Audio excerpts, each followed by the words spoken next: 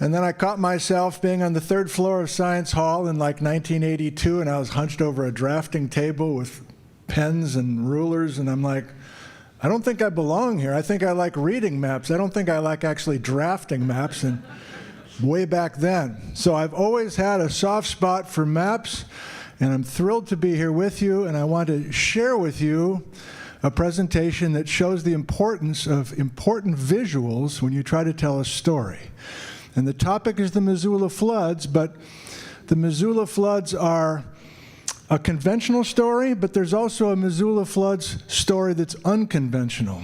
And I'll have to explain that, but even if you feel like you're a real pro with the Missoula floods, I think I have a new take that might be helpful. So I'm going to be very quick, fast-paced with the slides. Let's go. J. Harlan Bretz and the Ice Age Floods, New Discoveries. This is a presentation that leans on old photos, old passages from field notebooks, old maps, new maps, history, drama, controversy. But it's not the conventional Missoula flood story. So let's say that you're from the world of Macintosh with a spinning beach ball.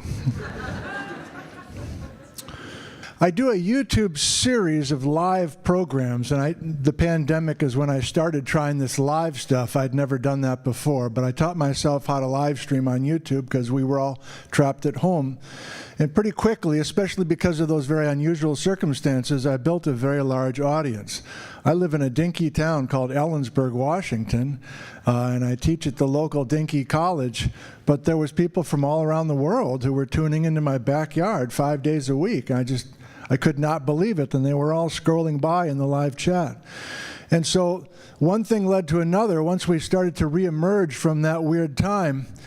And I still have that large audience, and I've been using the live stream audience to learn together with audience members.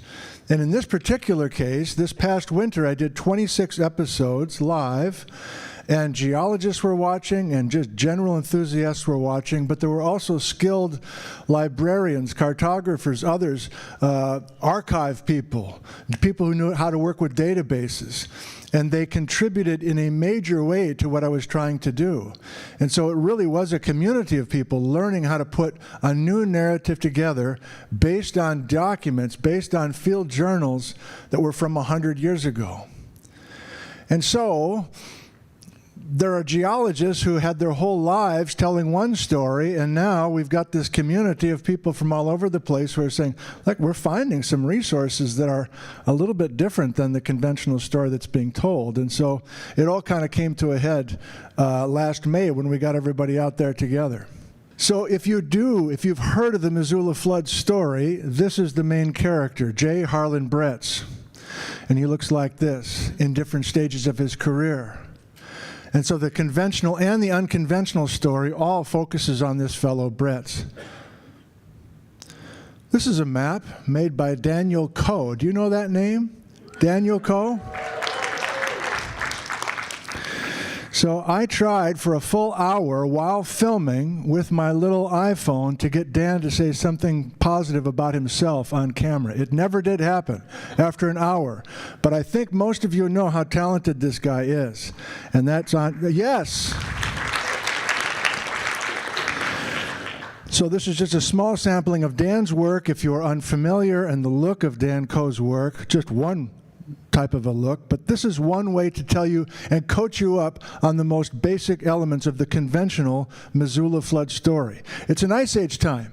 There's a bunch of ice, that's the white. There's a source of water, Glacial Lake Missoula, and there's a dam of ice in the panhandle of Idaho here that gets breached because we got too much water in western Montana, and that water screams across eastern Washington with distinct channels. It comes down the Grand Coulee, it comes over Moses Coulee, it comes over many locations that I'm hesitating because I don't think many of you have been out to eastern Washington, so I'm editing on the fly. That water eventually goes down the Columbia River Gorge between Washington and Oregon, and by God, that fresh water finds its way to the Pacific Ocean, and the coastline of Washington and Oregon is different than today's coastline because sea level was lower during this glacial time. Okay.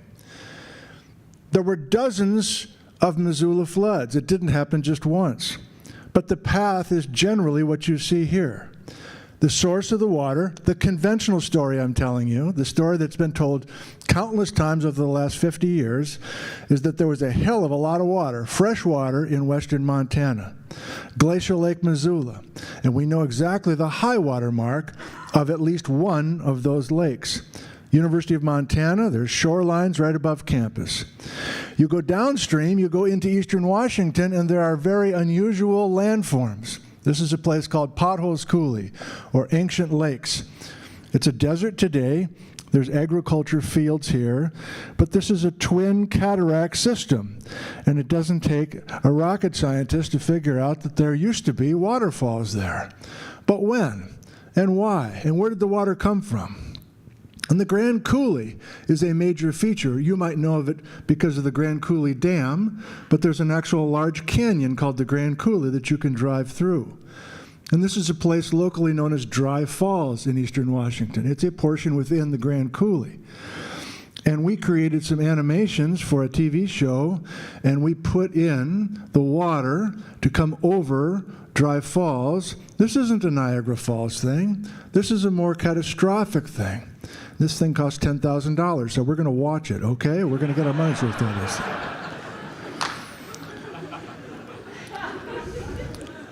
And if anything, we were conservative with putting this together. So this animation came about because we had a budget for the PBS TV show, and they said, what do you want to do? And I said, let's do the Dry Falls show, and I want to put a bunch of water over that frickin' cliff. So we went down to Portland. We found this firm, Newlands and Associates. Everybody's dressed in black.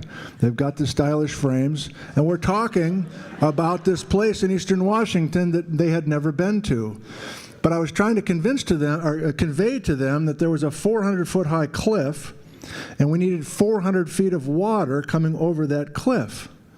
And they're like, are you sure that's right? And I'm like, yeah, this guy Bretz calculated that story. And since Bretz, there have been geologists in the last 50 years who have double-checked that work. It's accurate. So make the frickin' thing. So this guy Ray was very proud with how much CPU or whatever RAM he was using to create this water. I guess it's a real challenge to create water. I wouldn't know. So we went up to the parking lot at this place called Dry Falls. We lifted a drone, then we send the drone footage to Ray, and you put the water in. So there's 3 more of these things. And so this is one example of, you can use all the words you want. You can try to convey in a very scientific way what you're talking about, but isn't this going to work a little better? Visual people? Of course it is. All right. So it's not just Dry Falls, though. There are dozens and dozens of places in the Pacific Northwest that are bizarre, and they all work together to tell this story. That's one of the most powerful things about this Missoula floods. This is a boat on the Columbia River. I live right over the hill. This is in Kittitas County, and these are giant current ripples. And the loess, the soil of eastern Washington, is sitting directly on top of lava flow bedrock, basalt. And in many places, that loess has been intact. It's a loess blanket. It's a cover of this kitchen flower silt. That's not where the floods did their thing. But then you go to places like this, where there's an island of loess, and if I go backwards, you realize there was once a continuous blanket of this kitchen flower, and now the thing's an island. What happened? Floodwater swept that surface clean, except for individual places that have the loess remaining. This is a little relic of a former landscape. And Bretz figured it all out on foot, and so on and so on and so on. That loess got held up in a freshwater lake in southern Washington we call Lake Lewis. It's not there anymore. It's a desert today. And at the floor of Lake Lewis, that loess that was picked up upstream was then redeposited in the floor of this freshwater lake. How you doing? We got 2 lakes now. We got the source, Glacial Lake Missoula, and now we have a second lake halfway in the journey to the Pacific Ocean called Lake Lewis because the water had to stop. We're going to do some questions at the end of this, by the way, so if you got some, write them down. We now think there were dozens of floods, the conventional story, because there's this incredibly repetitive sequence of slackwater sediments or rhythmites. And we interpret, many of the conventional geologists interpret each of those layers as a separate flood. Each of those layers as a separate release of glacial Lake Missoula, go over dry falls, redeposit the stuff. And if you get on your hands and knees, you realize there's a few key white layers in between those tan things. It's Mount St. Helens ash, or there's other volcanoes that erupted not in 1980, but like more than 16,000 years ago. And so you can pin some of the story together. Lake Lewis. I'm still talking about the conventional story, by the way. So here's more features. Big erratics, big boulders that are totally out of place. How did they get there? They got rafted in on icebergs that floated in the floods. Now it sounds like I'm making it up, but I'm not making it up. And this is all this work that's 100 years ago. We can now get dates from the surface of the boulders to decide not the age of the boulder, but when the boulder was placed there. When the iceberg actually got grounded and left on that hillside. The water goes away, the iceberg melts, but you're still left with the boulder. So this is the conventional story, and these boulders are everywhere. The slackwater sediment layers are everywhere. The coulees are everywhere. If you go down the Columbia River Gorge, east of Portland, the lower part of the walls of the Columbia River Gorge are scoured clean, the upper parts untouched by the Ice Age floods. Missoula floods down the Columbia Gorge, up to the parking lot of Vista House.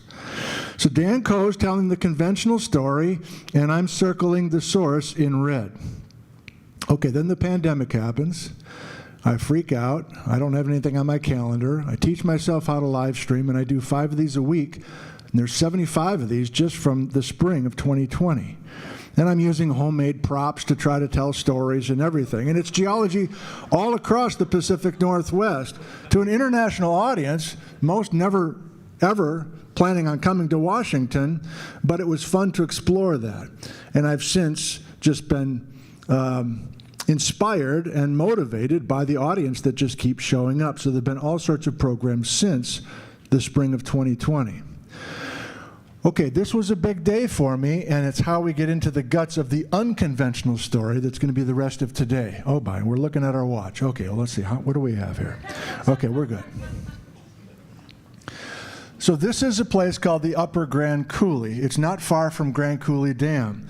And these are sediments, lake silts, and this is a place called Steamboat Rock made out of basalt.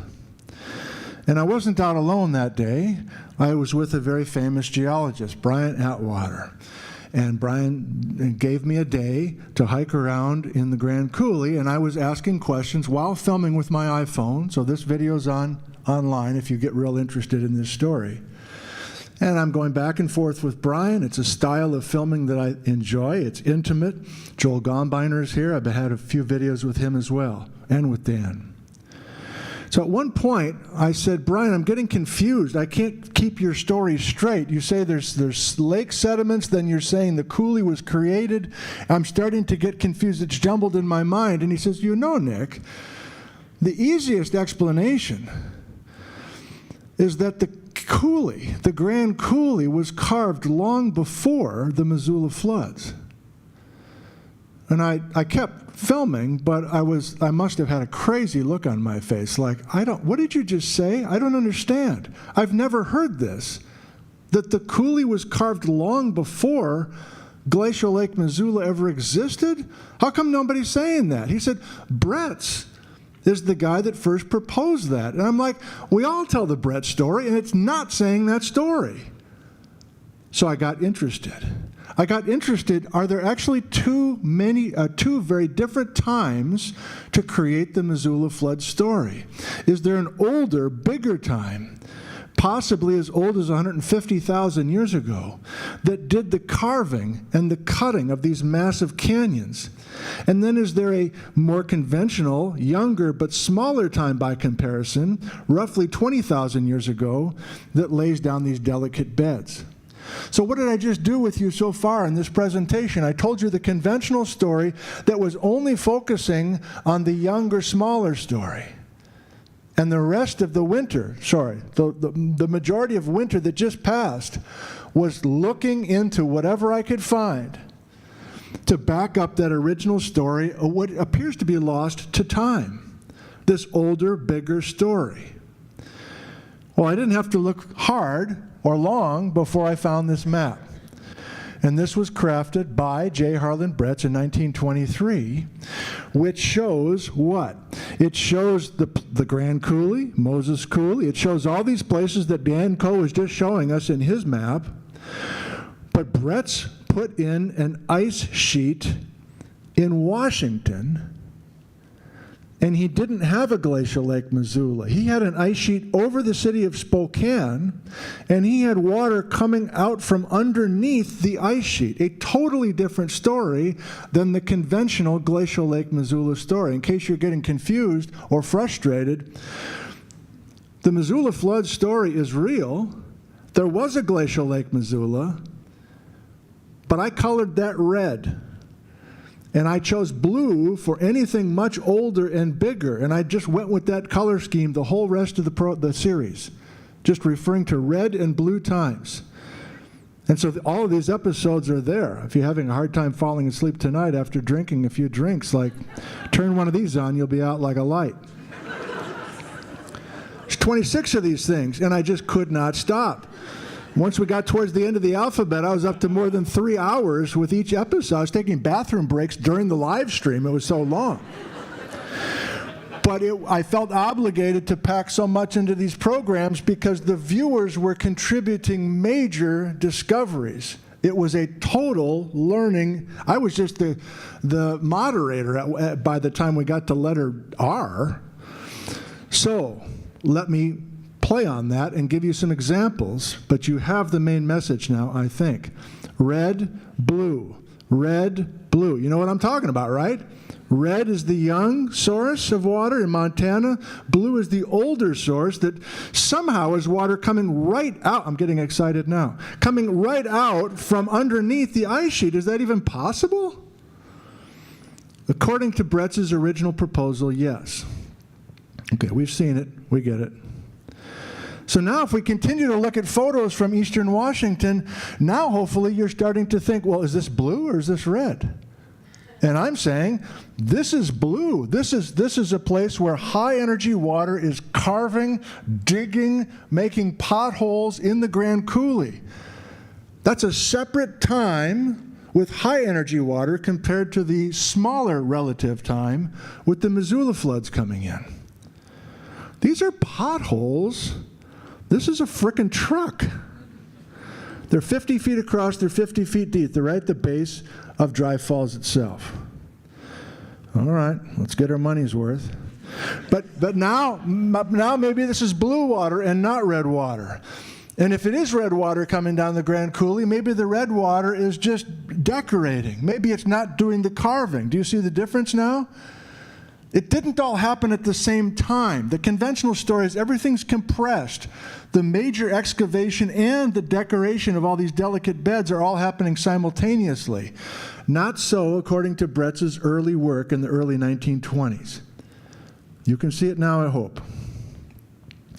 Okay, now I got some balls to show this to a group full of cartographers, all right? I've got Sharpie marking pens and that's it, but it's all homespun kind of stuff.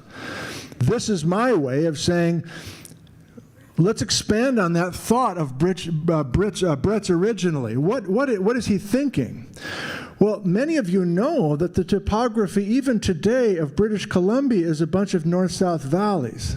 In some places, they're literally called trenches, the Rocky Mountain Trench, the Okanagan Valley, and so on. Well, Bretz says this, everybody agrees this was under a thick ice sheet, right? Yes. And you're telling me there's no water coming across the border from British Columbia? You agree there's an ice sheet. What happened to the water when the glacier melted? Didn't it come south? Why are you always insisting, Americans, on this water to come from 2 states away to the east? Here's Jerome Lessman from Vancouver Island University, putting the ice sheet in but having a transparent glacier. And we can see the whole lay of the land is a north-south thing. And yet the conventional story says there's not one drop of Ice Age floodwater crossing the border. That's outrageous. Sky Cooley from Montana, another geologist who was watching the series and drafting up maps and saying, can't we have all sorts of additional sources? It doesn't have to be an either or. Just can't we do an additional suite of stories? One last one, now with a special flair. Here we go. Hello.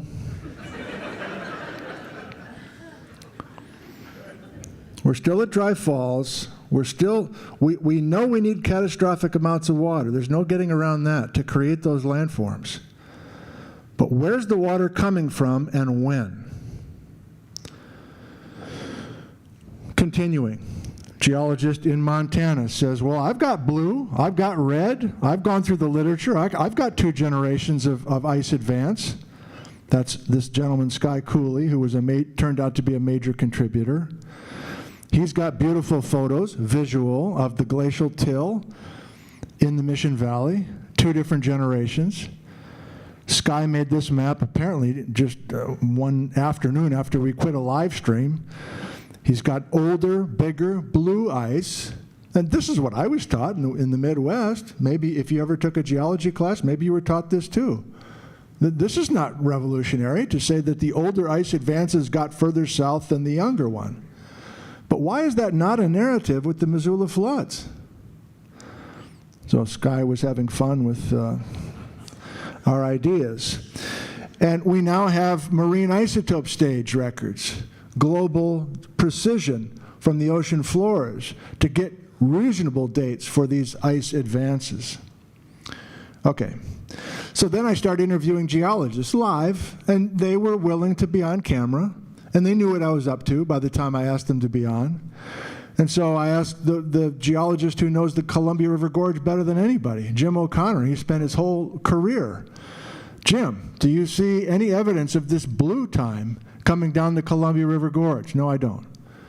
I've spent 40 years mapping in the Columbia Gorge. I don't see anything that indicates a far older, bigger story. But he was pleasant. He was watching the series. Then I went to another Columbia River Gorge geologist, Scott Burns. Scott, do you see any evidence of an older, bigger story in the Columbia Gorge? Of course I do. If you go above the Dalles, there's beautiful soils and there's deposits and there's an ash in there that tells us we're older than 100,000 years ago. So if you're waiting for some Disney ending, it's not coming. Like it's just been a conversation all winter. There's different peoples embracing this new narrative, which is the unconventional story, and then folks who are sticking to their guns. Bretz himself, we fleshed out a personal thing. So if you're starting to get tired of the geology, let's do a little bit more. This is my favorite map. I had dinner with some of the leaders of this conference just an hour ago, and they said, what's your favorite map? And I said, well, the one that comes to mind is this one. This is Bretz after 6 years of mapping every summer with his University of Chicago students in Eastern Washington. And he somehow got the capital to hire the American Geographical Society in New York to make this map. And you'll notice here's Spokane, and here's the ice margin, which nobody believes today. It's not the conventional story. But Bretz had this beautiful map done. And he mapped these channels by covering the ground on foot every summer.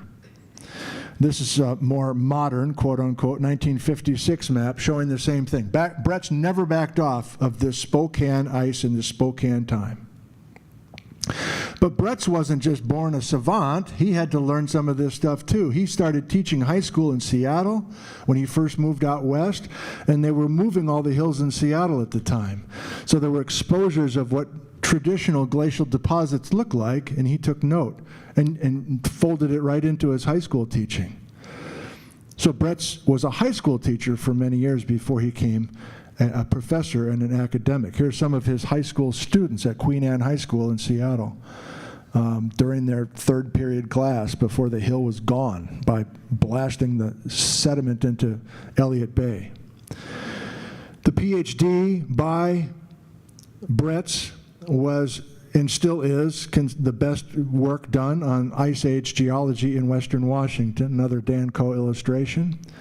And these are Bretz's original maps from more than 100 years ago at the southern margin of this Puget Sound Glacier, as he called it. So he knew what glacial deposits look like from that work in the Midwest where he grew up and then out in Western Washington. Bretz got his dream job at the University of Washington in Seattle after getting his PhD, and he only lasted 1 year. He couldn't get along with his colleagues.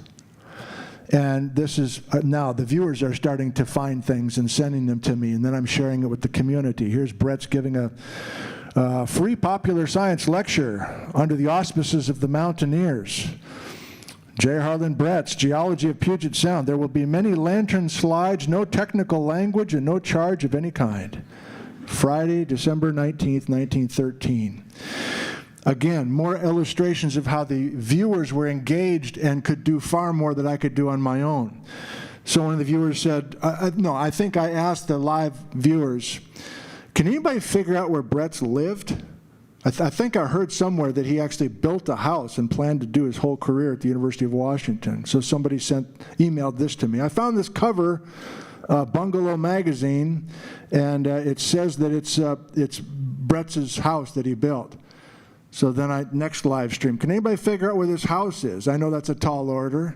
So then some viewer says, well, we've got a birth certificate of Bretz's first son, Rudolph, and there's an address, 6303, 22nd Northeast, north of campus. So then I get on Google Maps and find the house, man. Come on now, this thing's still there. So I've since driven by a few times, and I can't get the courage to knock on the door, so I'm like sitting in my car out in front of the front. That's probably worse, right? I'm sitting in the car for a half an hour outside of their front. All right. So that house is still there. It adds a personal touch. It brings us closer to Bretz. This was a custom-built house by Bretz and his relatives, this bungalow style that is still there 100 years later, including Google Maps shots in the alley. This is not creepy, is it? It's not, this isn't a violation, is it? I mean, this is Google Maps. I'm in my office in Ellensburg. I'm not. So this is Bretz's cute little personal touch of a skyline of Mount Rainier. I assume that's from Bretz's original construction. Okay, so Bretz moves to the University of Chicago. He spends the rest of his career there, and he brings students out every summer to make maps and to teach field technique in Eastern Washington. Bretz learns and is mentored by very famous names in the world of geology.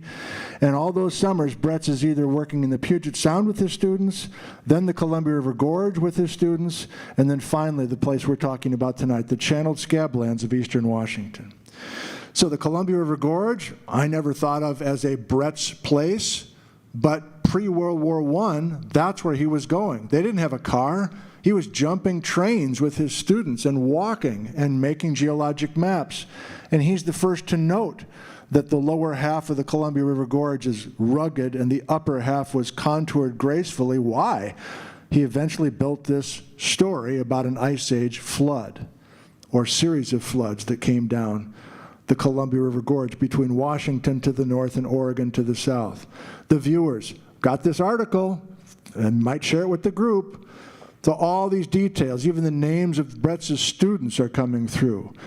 Joel Gombiner is in the crowd today. He also works for the Washington Geological Survey now. This is a map that Joel made for me for free. Thank you, Joel. Another viewer said, I can't remember the story. Let me skip it. These came from viewers as well. I think somebody's wife did watercolors of some original black and white photos. This is a very historic brand new road in 1915, and guess who writes the first roadside geology book ever? J. Harlan Bretz for the Columbia River Highway going through the gorge. Well, then it gets better. Then I know, hey man, the University of Chicago has all of Bretz's journals, his original journals, and I only know of like a handful of geologists who have literally flown to Chicago, sat in the reference room, the reading room, put the little white gloves on, and maybe they're writing a book on Bretz, and they're like taking their own notes. And then possibly in the age of cell phones, maybe I can snap a few photos out of the book. Well, last summer I'm like, I don't know, can we figure out how to get those journals somehow, viewers? So then Brian in Springfield, Illinois says, I got the day off of work. I'm going to drive up to Chicago. I'm going to ask if I can sit, and I'm going to take a bunch of photos with my phone and send them to Zentner out there in Washington. And that happened with a number of people. Before we knew it, we had all these years and all these original notes from J. Harlan Bretz, sketches, typed notes, and everything. And right before the beginning of the series, I got a semi-nasty letter from the University of Chicago Library. They say, I don't know who you are out there in bumfuck whatever that is, but you're doing something that is a violation of our library. These are copywritten notes. I know they're more than 100 years old, but you don't have permission to just put them on your website. I tried to explain what I was doing. They said the only thing you can do to get out of this is get permission from the family. So on the next live stream, I said, hey, viewers, can we figure out where there's a descendant of J. Harlan Bretz? And within a day, I'm emailing with Bretz's great-grandson, who's a professor in Boston. He's like, of course, I'll send them whatever they need to give you permission to do that. So this whole collection of notes is now publicly available and has been for the last year. It's been just a blast to get this original work out in front of everybody. Yeah, oh, you like that one? Right. So he's got everything. Everything is there. The old story and the new story. By date. Thomas Large is a high school teacher in Spokane. He starts to factor in. He was someone who assisted Bretz in his work in the 1920s. Joseph Pardee, famous geologist. Harley Bretz, coming out every summer from Chicago. And this guy, this humble high school teacher at Lewis and Clark High School in Spokane, was goosing those guys along, even loaning his car to Bretz a couple of times. Another example. Hey viewers, I know Thomas Large is important in this story. I heard from some of the viewers said that his papers, Thomas Large's papers, are at University of Oregon in Eugene. It's Christmas time, probably pretty good parking. Is anybody willing to go down to the University of Oregon last week of December and go in there and see if we can find any of Large's papers? There's probably some stuff about Bretz. And there were 5 different people who didn't know each other who all showed up at that library at the same day and the same time. And they all went through the whole thing together and sent me with their iPhones every last page from that Thomas Large collection. So I interviewed them after the whole thing was done to just hear their stories about how awkward was it to show up and not know who these people were, but you end up working together. So these narratives came through, and yes, all these documents from that long ago are telling the unconventional story and the conventional story. Letters, sketches, journal article entries, writing to Large, writing to Pardee, University of Chicago letterhead. In haste, Bretz. More fun than I've ever had. In haste, Bretz. So Bretz had a split life all through the 1920s. Every summer in August. Have you been to Eastern Washington in August? It's incredibly hot. He's out there hiking every day, a new crop of grad students every year.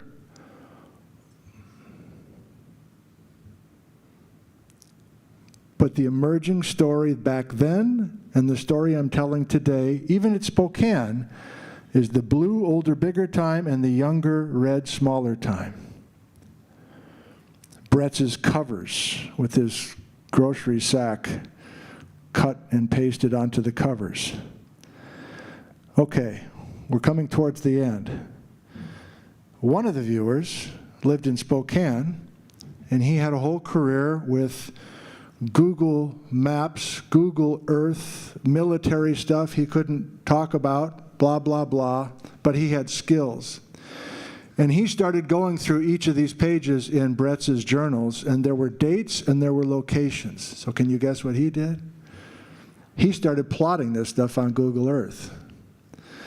And there was another viewer from Sacramento, California, Joel, who is a father of young 3 kids, and he says, I don't have much time, but I got curious, and I just made my own map just in one summer to figure out where was Bretz each day, when was he riding the rails, when was he walking, dashed red. And some of us want that. We want to see where this guy was day after day, knowing the importance of those journals.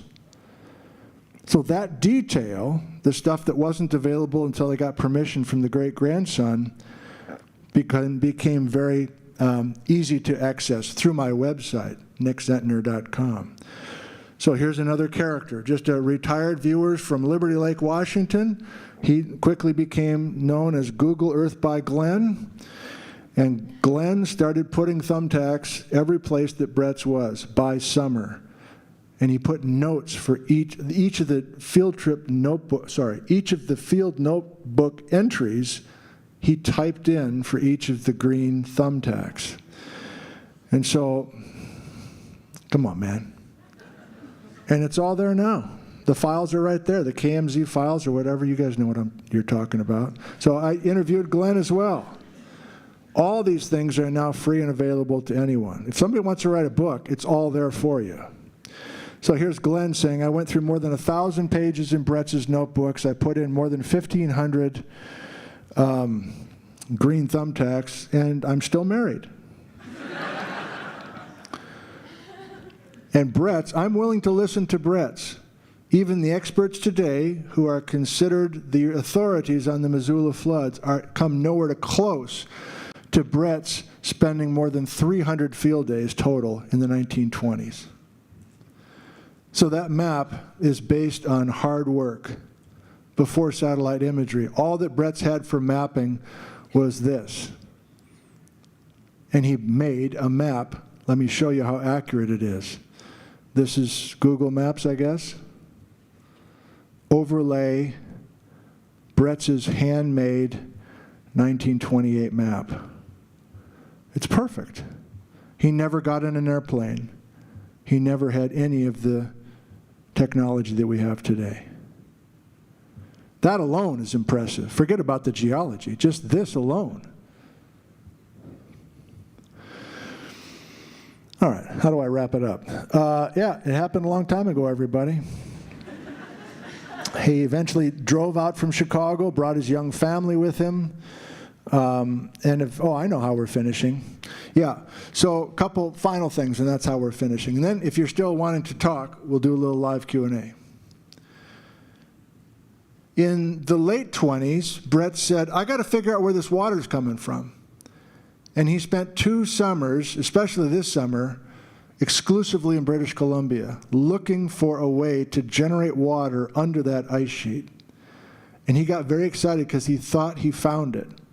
He thought he found lava flows that were erupting while the ice sheet was there, and that you're generating large volumes of water underneath the ice by subglacial volcanic eruptions, yokulupes, in other words.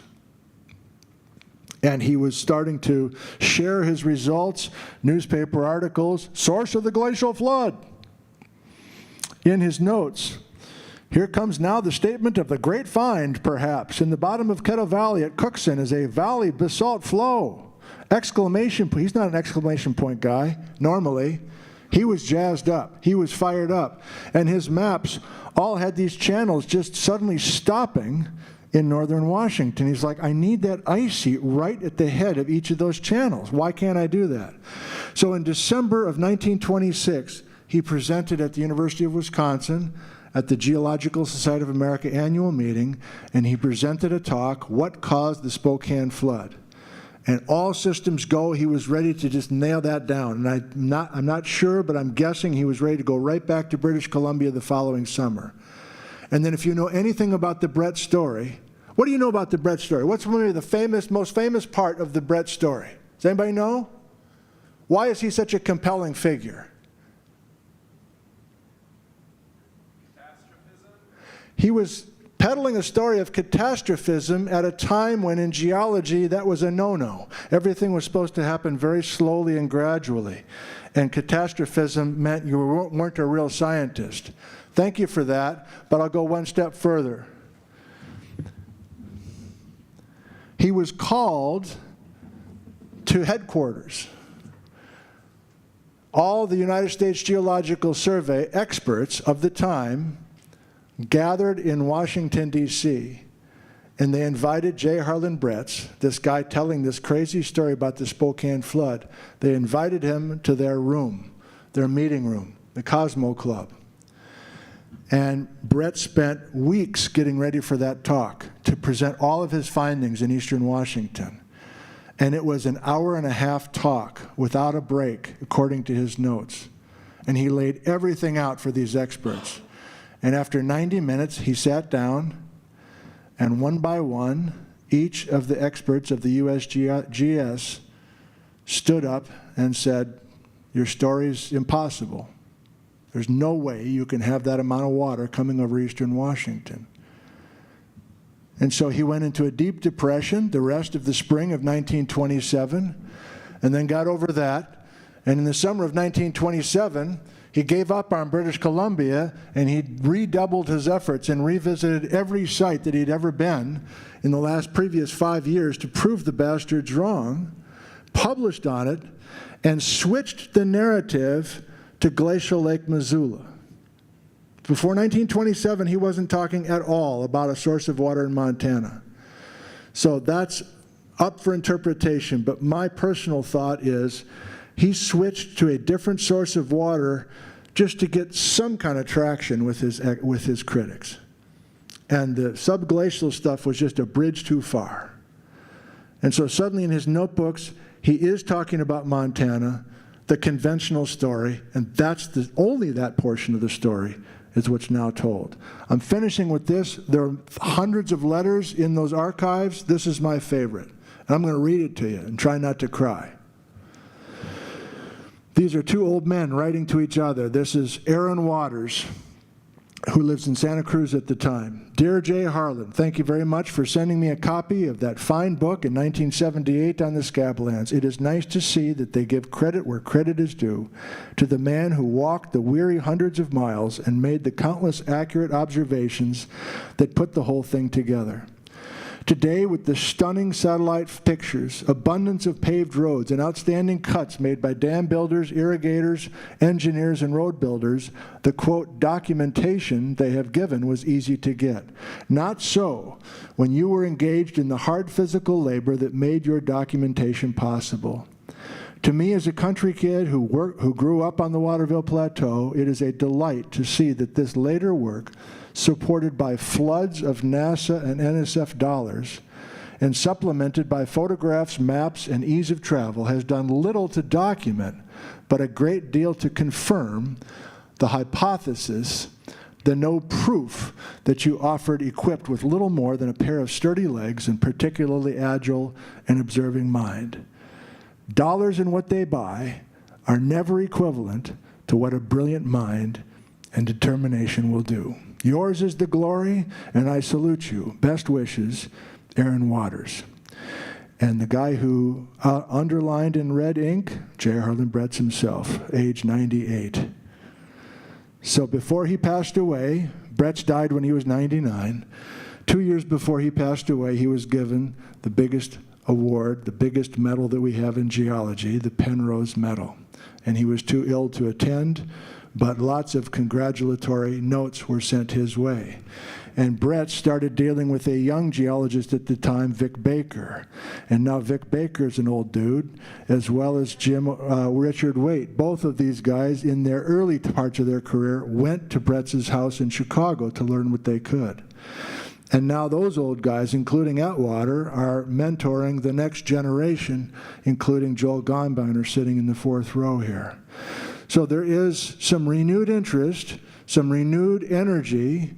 There is work being done to try to document an alternative source of water. That's continuing, but it's just a handful of people working on this stuff. We're trying to get more people interested in this story.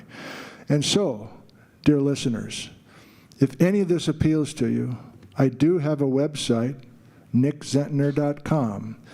And in the upper, it's no longer in the upper right, but up here are the words Bretz and floods. And if you click on those two words, you can do it right now on your phone, I guess.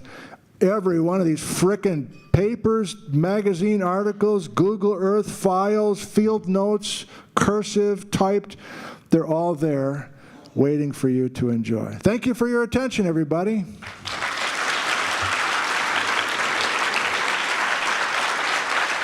Thank you.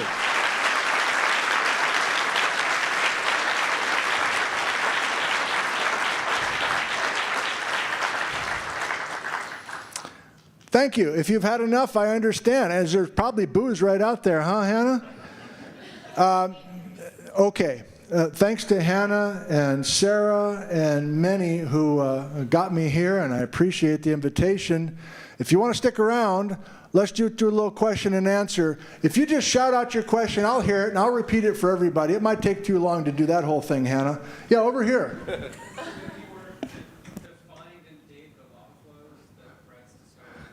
Thank you. Not really. The question is, has anybody followed up on the age of those lavas, those basalt lavas in eastern British Columbia that might be a great, compelling story to back up Bretz's original thought? Remember, our dates were 150,000 years ago to really do the old blue time. And that's really what we need. If that work's been done, I haven't heard about it, but probably not.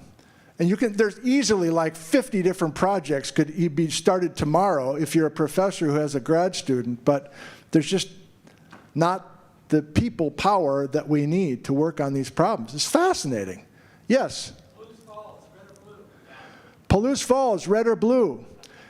Blue and then red.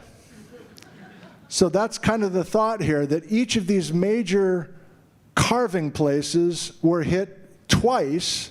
And am I really just saying there were two floods? No. Bretz originally said one big Spokane flood, blue, and then one smaller red, Missoula, or what did he call it? Wisconsin flood, Wisconsin time. Eventually, Bretz realized there was good evidence for up to 10, I think, different floods, but there were like maybe 9 red, but that one blue he never gave up on. Thank you. Yes? What's going on between 29 and 52? Thank you. In 1929, his last papers, he went to Greenland. Somebody was a benefactor and sent him to Greenland. Is that important? No. He gave up. He did a solid decade worth of work with all this rich detail, these beautiful maps, photos, air photos. Like, he never got up in a plane, but he had air photos. And he said, I can't do any more, man. These guys are not listening to me. So he went on to the cave system in Missouri and other things back in the Midwest. And there were maybe a couple people who were motivated to prove him wrong in the 30s and the 40s. There were, actually, Richard Foster Flint and others. And then it wasn't until the 60s when it was easy to get out to some of these places that these geologists were like, oh my God, how is this not a thing? Look at these places. Most of the most bitter critics of Bretz had never been to Eastern Washington. That alone is all you need to know, right? How can you be so passive or passionate about something without ever having been there yourself? This is suddenly a sociology experiment, not a geology discussion. Yes?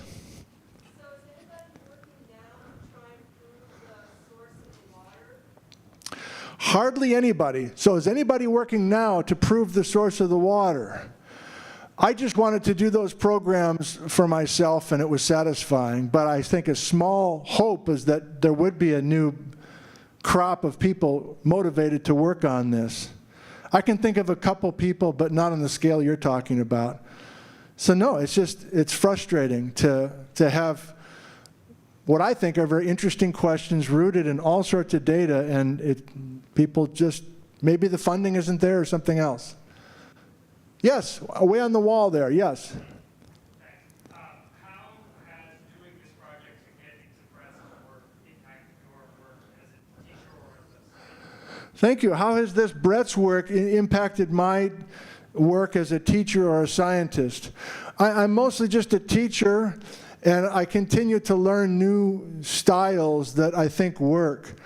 I learned from this project I'm talking about that people have a lot of skill, and especially retired people have a lot of time. And they're like, give me something to work on and I will come through for you big time. So I'm about to do a new set of live streams on the Cascades, and I doubt that I'll be doing this kind of citizen whatever as much, but I'll want to try to do that more. It's insulting when you just present yourself as the expert and everybody else is unwashed, you know. Nobody needs that. So there's a lot of interest for sure, and skill as well. Yes? What would you say is today's taboo catastrophism topic? What would I say is today's taboo catastrophism topic? Oh gosh, well, I'll say it. There's a guy named Randall Carlson who, I can't quite tell the size of his audience, but he exists with a podcast. He's been on Joe Rogan a few times. He has a YouTube channel. He has field people paying to go out with him in the field. And he insists on the Younger Dryas event, explaining all of what we're talking about tonight. And the Younger Dryas is a time in our climate's history, but the dates are off by a few thousand years with the hundreds of actual scientifically collected dates. But yet this guy insists on telling this story and disregards all this careful scientific work. It upsets me. It's not really your question, but I guess I said that anyway. Yeah.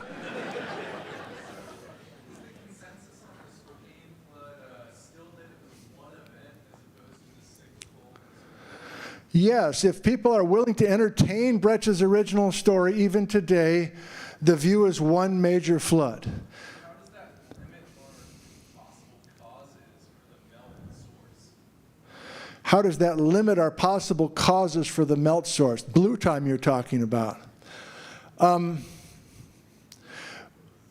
That's a tough question. I'll try to answer it this way. If you do massive amounts of carving, you have lots of high energy water and there's hardly anything left to study. Everything gets flushed out of there. So if there were 17 blue floods, they're so high, they're erasing anything that was brought in before. And so we're better served, or we're more likely to find delicate records of repeated events if it's a smaller set of events, and that's the red time that we have. I'm having too much fun. Let's do a few more. You're very polite if you want to leave. You're very polite. Yes? So I'm not a geologist, and why couldn't the earlier floods be a very long duration of water flow at strong pulse? Thank you. Not a geologist, Not a geologist. but an excellent question. Why couldn't the blue time just be a longer duration of water as opposed to a big volume of water? And it needs to be a big volume of water because of the size of the boulders and the size of the canyons and the size of the potholes. All those erosional things have been carefully measured, and math has been applied, and you scale everything up and you go, I know how a river works, and look at the size of these rocks. We have to scale up the amount of water, the depth and the speed. Yes? What would need to be then, like, what's the thought on the size of the Spokane floods in relation to the Missoula floods, which are supposed to have carved all these things? Do we know, like, relative size comparison between the amounts of water? Thanks for the question. If I'm saying the blue time is bigger and older and the red time is smaller, don't we know that the red times had big floods? And that's really the argument back against it. I mean, some of these big boulders have been proven to be from the red times. So you're right.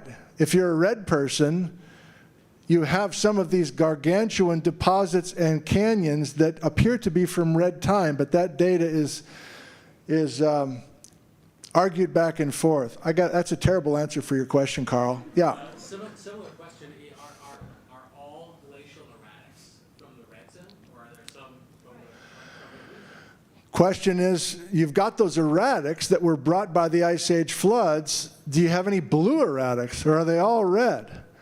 They're all red so far because our dating technique only works best for dates younger than, make up a number, Joel, 30,000 years ago.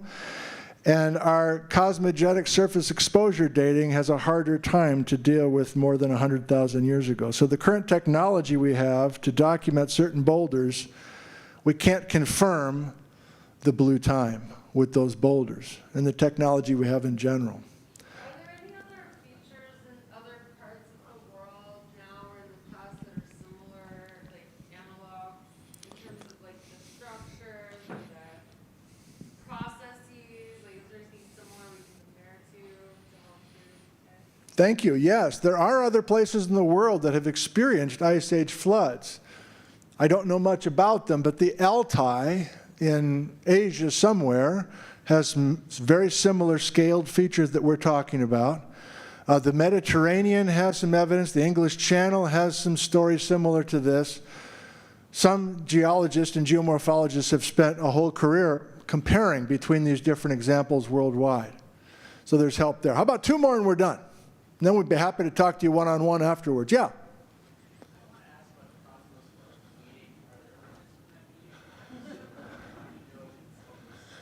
The question is about the Cosmos Club meeting, that famous meeting where Bretz was basically told to stop what he's doing. The question is, are there meetings from that minute? Are there minutes from that meeting? And any details? Bretz has a lot in his journals about preparing for the meeting. He has hardly anything in his journal in the aftermath. I can't say that I've read the meetings from that meeting. So I guess the answer is no, now that you asked the question.